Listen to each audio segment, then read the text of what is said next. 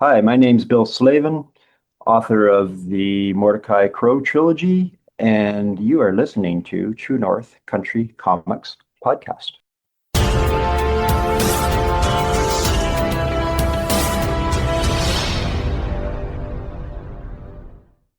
Welcome to the True North Country Comics podcast, dedicated to celebrate Canadian comic book and graphic novel creators and supporters.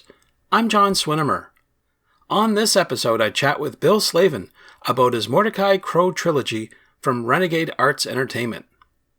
Please like and subscribe to this website by hitting the subscribe button so you'll be notified about new podcast interviews and article posts. This podcast is available wherever podcasts are enjoyed. Please like, follow, and subscribe. Hailing from Belleville, Ontario, Bill Slavin studied cartooning and graphic story illustration at Sheridan College. His illustration work includes Paulette Bourgeois' book Too Many Chickens, as well as a number of other children's books. With his wife Esperança Melo, he was a member of the Millbrook Gallery, a gallery collective of 19 local artists in Millbrook, Ontario. Recently, he's returned to his childhood love of comics and graphic novels, writing and illustrating the graphic novel trilogy for kids, Elephants Never Forget, as well as the Mordecai Crow trilogy. Mordecai Crow Blood and Fire is the third and final book with Renegade Arts Entertainment.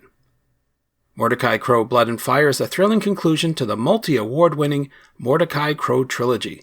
The other two graphic novels, set in the post-apocalyptic future, include Secrets of Jero from 2023 and Quid Pro Quo from 2024. All three books are available now from Renegade Arts Entertainment. So without further ado, here's my chat with Bill Slavin about his Mordecai Crow trilogy from Renegade Arts Entertainment. So Bill Slavin, thank you very much for taking time to chat with me. It's always a pleasure to talk to you, John. Thank you. I appreciate your time. Before I get going with all the questions, I would like to know, what are you reading today? Well, today it's what's on my desk is A Wide, Wide Sea, and it's a book by Hampton Sides.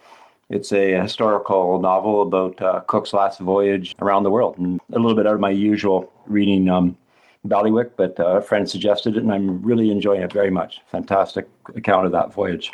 Yeah, sounds fascinating. That's for sure. Yes. We're chatting today because you've officially announced the conclusion of the Mordecai Crow trilogy. So congratulations on that. And maybe for those not familiar with the story, how would you describe it to someone?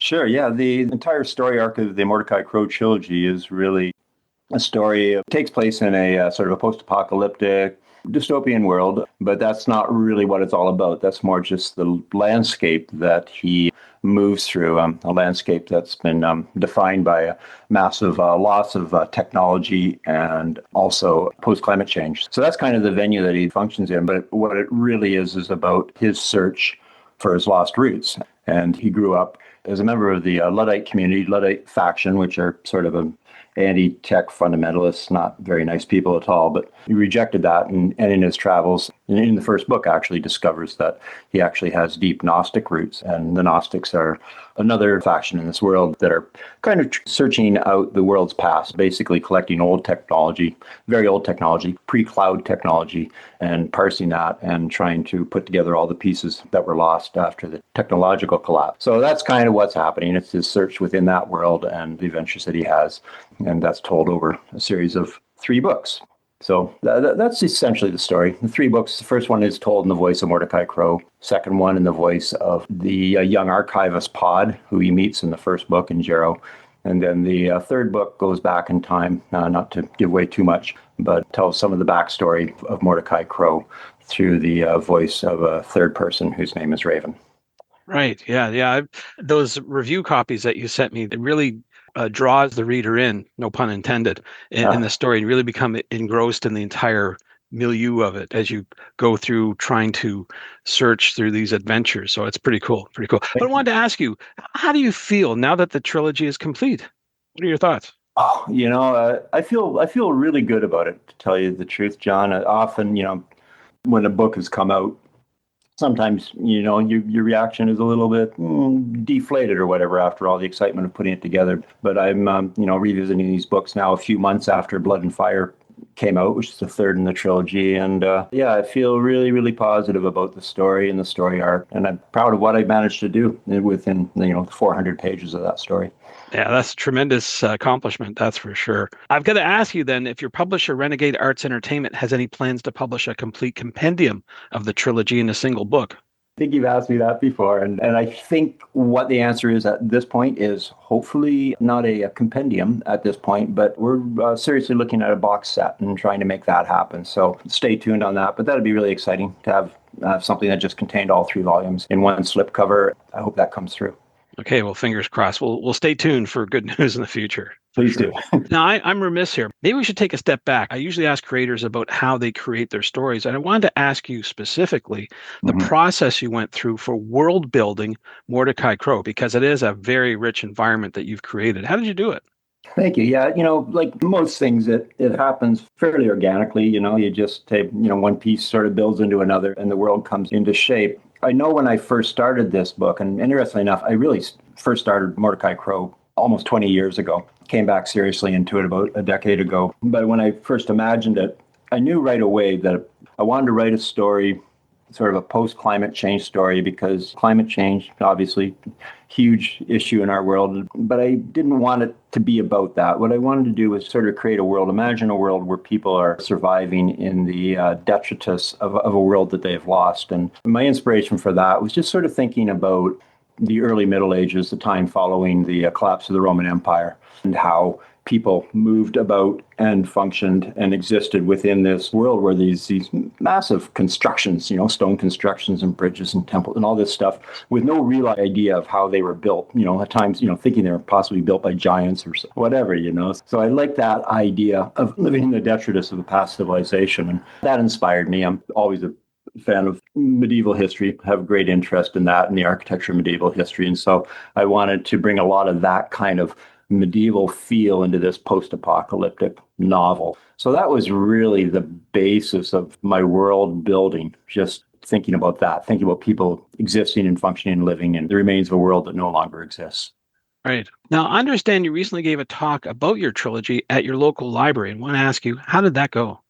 Quite honestly, it was thrilling. I live in a small community, John, a super, super supportive community, and 30 people came out to listen to me talk about my graphic novel for the better part of an hour. And it was just a love fest, quite honestly. We had a really good time. It was a lot of fun to have that opportunity. And the feedback that I was getting from the people in the audience was just terrific. You create all this stuff in isolation, like I say, almost a decade's worth of work done on your own. And then you get these opportunities to kind of come out and share it with the people that are important to you in this world. It was a real gift, quite honestly. I came away from there feeling really buoyed and well-loved and happy to have had the opportunity to have done that. I'm sure I've asked you this question before, but I got to ask again. Do you think there's any more to the Mordecai Crow story? Yeah, I think my answer is probably the same. There's some characters I really like, and I like the idea of maybe revisiting them. But at the moment, I'm just sort of deep into another story, which, talk about later. But I just know that the logistics of it means that'll be the next 4 years of my life before it's finished. And so until that's out of the way, I imagine as that comes to a conclusion, then I'll start thinking about what's next. So never say never. Maybe it will be a return to the Mordecai Crow world. There's still lots to explore there for sure. Yeah, especially after your talk that you recently gave. I'm sure you got some really positive feedback from that experience. And I'm sure other people have written into about Mordecai Crow. So you never know. Maybe something will happen. A short story, perhaps. Who knows? Oh, yeah, that's true. It doesn't have to be a full graphic novel. I never even thought about that. I always think in terms of like 150 pages or 200 pages or whatever. And short story, maybe. That'd be fun. Sure, sure. Now, you just hinted about something. I'm more than certain that when we crossed paths at a recent festival, you hinted about a new project you're working on. Can you give us sort of a hint about what it is and what we might be experiencing down the road? Oh, absolutely. Yeah. I'm well into this. It's all written and thumbnailed. It's a story that's, at the moment, my working title is Clockworks. It's been really fun. What I'm finding with this story, first of all, visually, because that's sort of where it all begins, is that whereas the third Mordecai Crow book I did do on my iPad, drew digitally, I was really trying to recreate what I'd done analog in the first two books. But whereas now with this third new book, I'm really sort of having an opportunity to explore what I can do with my artwork digitally. And that's super exciting where that's going. It has a whole different feel to the Mordecai Crow trilogy. So artistically, yeah, I'm really excited about that and the potential there. The story itself is kind of a, how would you describe it? It's got a little bit of a steampunky feel to it, I guess, a futuristic aspect, but there's also some time travel. A lot of it takes place in sort of a fictional European country set in pre-World War II, 1930s, but it's got robots and all kinds of stuff. It's a bit of a discussion about AI too, I think. That was really my starting point. I really wanted to kind of explore not so much the implications of AI on our society, which are obviously huge, but rather the whole idea of sentient AI and what that might mean. So that's kind of the underlying thread of that story. Ah, very good. Well, something to look forward to, that's for sure. So with everything that you've got going on, where do you recommend that people go online to find out more about you? Well, I'm active on both Facebook and Instagram. Should be able to find me there. We were talking about tags beforehand, and I think it's Instagram Bill Slavin 6. Facebook, I forget, but you'll be able to find it for sure if you do a search. I'm posting a lot of work from my new book just as it comes to conclusion. Little videos of the drawing coming together or just finished pieces. No spoilers, just stuff that's happening on my drawing table. And so if you want to kind of see where my work's going these days, that's where you'll find it for sure. Super. Well, Bill, those are all the questions I have for you, but I'm wondering, is there something I didn't ask that you'd like to get across in this interview? I don't think so, John. It was really nice of you to give me the time to talk about the trilogy in its entirety. The nice thing about it being done is you don't have to wait for the next book to come out. The whole trilogy came out fairly quickly, over 3 years, because I had a good start on it before we started publishing. And so, yeah, if you want to pick up all 3 books, you can read the whole story from beginning to end, and hopefully you'll enjoy it. Thanks to Bill for taking time to chat with me. You can discover more about Bill Slavin online at billslavin.com and on Instagram at billslavin6. You can discover more about the Mordecai Crow trilogy at renegadeartsentertainment.com. And thank you for tuning in to the True North Country Comics podcast. I invite you to visit the True North Country Comics website to listen to even more conversations from creators about making comic books and graphic novels.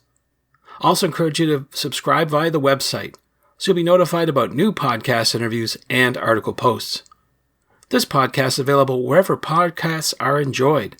Please like and follow and subscribe. You can follow along True North Country Comics on most social media sites. And you're encouraged to send any and all feedback to John at truenorthcountrycomics.com. Thanks for tuning in, and come back soon for another episode. Bye for now. True North Country Comics Podcast is copyright True North Country Comics, copyright 2025.